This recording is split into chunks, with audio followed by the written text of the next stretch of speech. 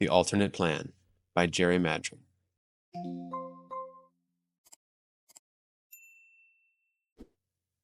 Bart Neely was fighting the hypo. They slipped that over on him. Now he had to struggle to keep his brain ready for Plan B, the alternate plan. He nodded feebly at his reflection in the mirror over the white enamel dresser. This throat trouble wasn't going to lick him. He lay back on the cool white pillow. Medical men always thought theirs was the final answer. Well, psychologists like himself knew there was a broader view of man than the anatomical. There was a vast region of energy at man's disposal, the switch to turn it on, located in the brain. Rubber-soled shoes squished across the bare floor as Dr. Jonas Morton came into Bart's room. His hair was hidden by a sterile cap, his arms bare to well above the elbows. Looks like a damn butcher, thought Bart. Bart, I want you to reconsider the anesthetic. I think you ought to be out for this one, completely out. The doctor's voice became a shade less professional. I don't tell you how to run your perception experiments. I think you ought to let me judge what's best in the surgical area. No, Bart whispered hoarsely. It was a hell squeezing the words out. Lifting his voice these days was harder than lifting a half-ton truck. Must be conscious, able to decide. Jonas had to lean down to catch all the words. Not going to let you take my voice while I'm unconscious, helpless. Dr. Morton shook his head. You're the boss. How soon? 20 minutes. The professional tone became pronounced again. Your wife's outside waiting to see you. Don't get emotional. I don't want your endocrine system in uproar. The doctor stepped out into the corridor. Emotional. He mustn't think about it. He might weaken, consent to linger on, an invalid, just to be with Vivian a few extra years. Extra years of indignities calculated to twist the man-woman relationship into an ugly distortion. How romantic it would be. He and Vivian locked in an embrace, the silky softness of her hair falling across his arm, the pressure of her fingers on his back. And then, instead of placing his mouth against her ear and whisper familiar intimacies, he would switch on the light, disengage himself so that he could whip out a pad and pencil, and... His heart skipped at the sound of a pattern of high heels on the corridor. Vivian, Vivian. Her perfume pricked his senses, and it took effort to shout out the emotional response. Remember the need for an alternate plan, he reminded himself fiercely, and then looked upon into his wife's clear green eyes. Without a word, she bent down and lay her face next to his.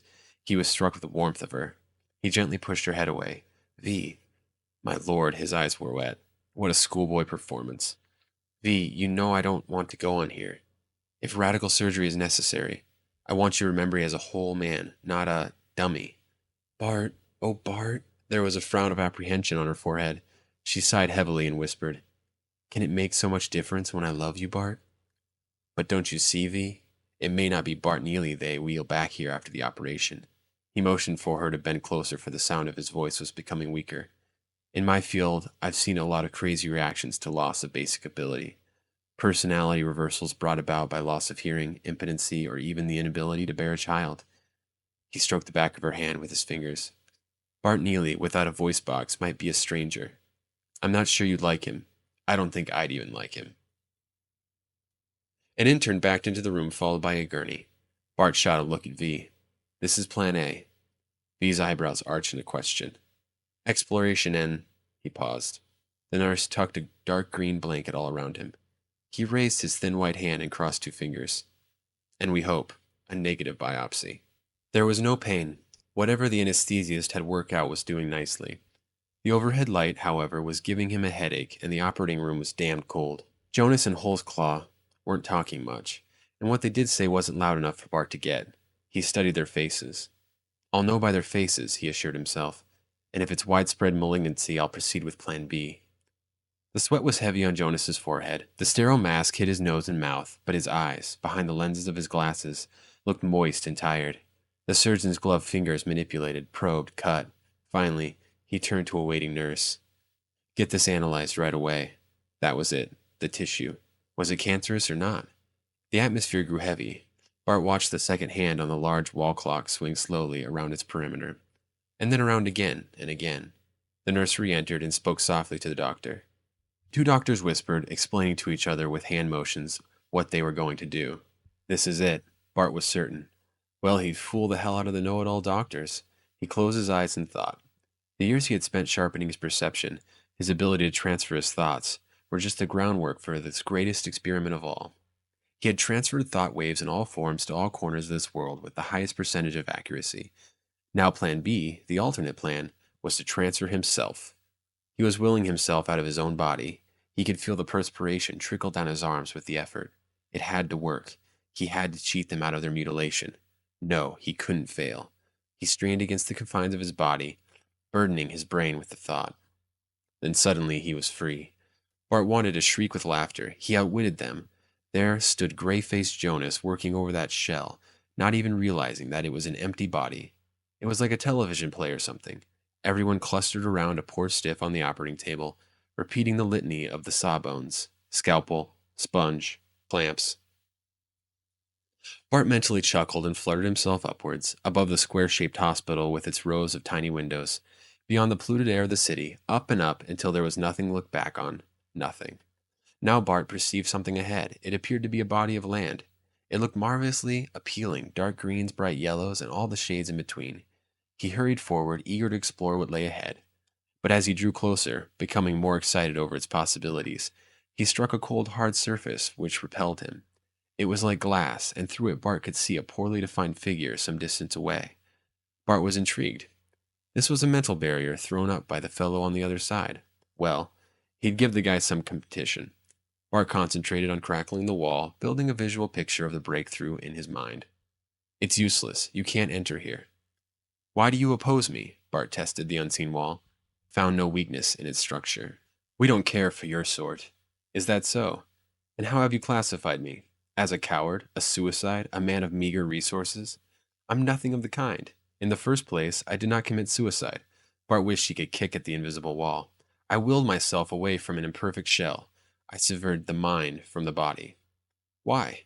Because I had a cancer of the larynx, and I'd never have been able to talk again. I'd be less than a man. You are less than a man now. There was a long period of no exchange. Bart decided he had not made himself clear. I didn't want to live without being able to communicate with other men and women.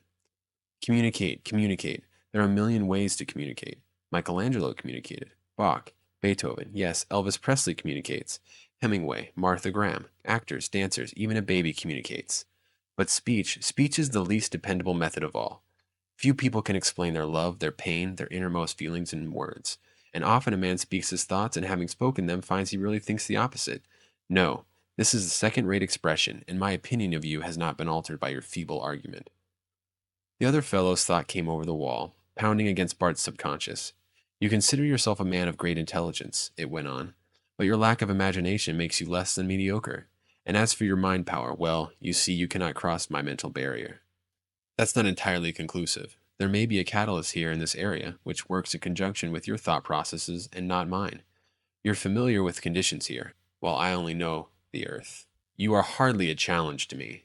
However, to satisfy you that you have practically no control, let us make a test on your home ground. All right, you propose the test. Let us see. If you can re-enter your former body while I am willing you to stay here on the other side of that wall. Aha, you're trying to trick me. I knew before I proposed my plan you would make exactly that excuse in order to escape my challenge. Even in excuses you lacked imagination. Okay, it's a deal. Bart was mad. Start concentrating. I'll show you the power of my mind, both now and after I resume that shell. Bart was furious. He had tried to leave that place by the wall. He seemed stuck. There were waves like laughter vibrating against the glass. Bart strained and saw that he had come away a little. He tried again and again. There was a little more distance gained. He tried to build the picture of the operating room in his mind, and while he was doing this, a flash of Vivian exploded in his mind. With that quick image, he felt himself free to drift downward. There indeed was the hospital. Bart hurried to the operating room, hovering near the ceiling light, watching the operating team below. He's gone, doctor. The anesthesiast looked at Jonas. Respiration stopped altogether. No, thought Bart. Don't close me out now. Let's open the chest and massage the heart. Yes, yes. I think it's futile, doctor. We can try.